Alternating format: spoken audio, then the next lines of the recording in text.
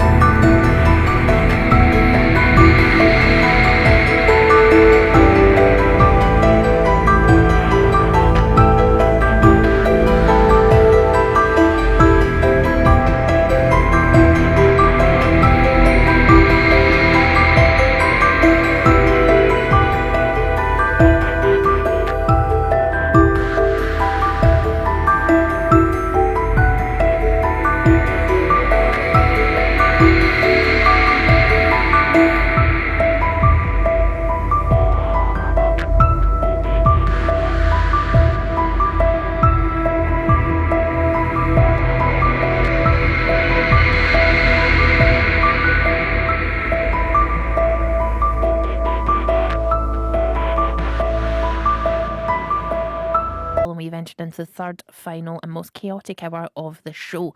Now, we have your scores from our Hollywood swinger, Ethan Hawke. But first of all, we asked Jane Jones, does she know who Ethan Hawke is? And she has says, do I know who Ethan Hawke is? No.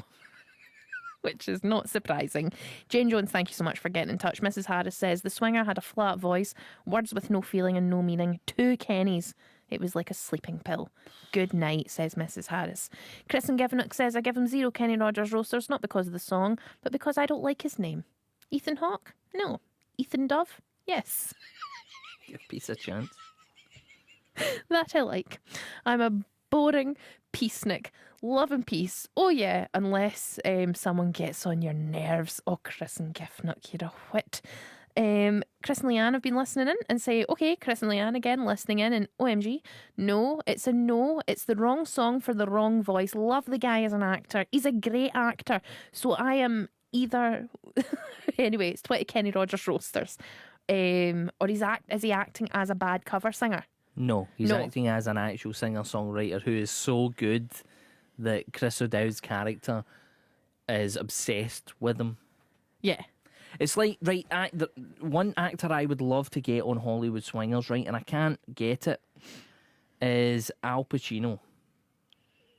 and Al Pacino stars in a film called Danny Collins, where he plays basically like an old singer who has meant to have been doing this for like 50 years.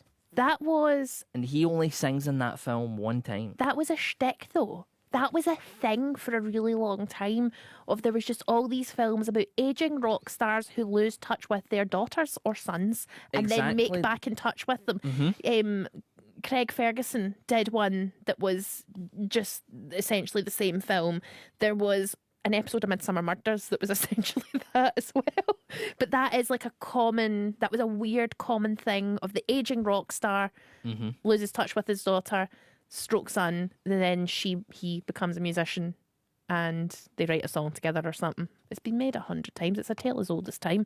It's actually probably more a tale as old as time. But they can make these films 10 a penny, because for me that's just more fodder for the feature. Get them in. You love it. See when they bring out a cartoon movie and it features someone that I've not featured in Swingers, the first thing I'm doing, checking that soundtrack. Yeah. Alan Mark says Hollywood Swinger Ethan Hawke, good effort. So 80 Kenny Rogers roasters, but Disco Deek says Nathan Hawke's song.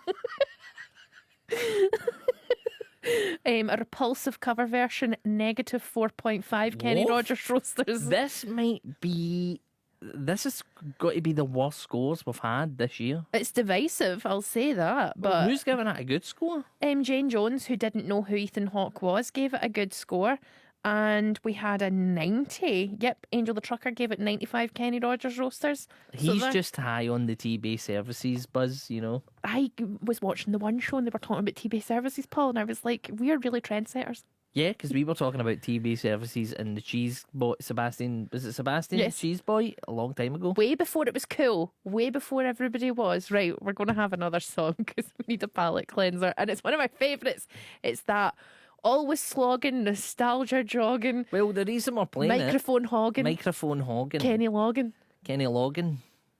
The reason we're playing it is we were thinking, what would be if we were to do like autobiographies? What would the name of our autobiographies be? Firstly, I'd like my first autobiography to be written like I'm a wag, like a footballer's wife. So I want somebody else to write it, but Right, put my someone name on writes it. it about you. And Yes. Right, okay. But what would you think would be a good one? So for me, it seems obvious that this next song would probably be the title of mine.